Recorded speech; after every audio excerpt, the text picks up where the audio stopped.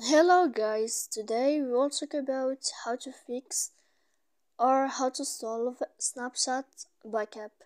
To know how to fix or how to solve Snapchat backup problem, you should just go to settings. After that, in this page of apps, you will click here. Then in this list, you will search about this window of Snapchat and you will enter.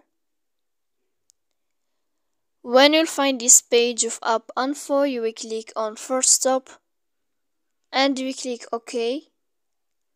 Then you will enter to storage.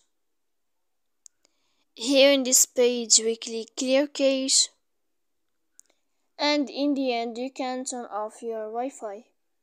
So please don't forget to support us by like and subscribe. See you next time in another video.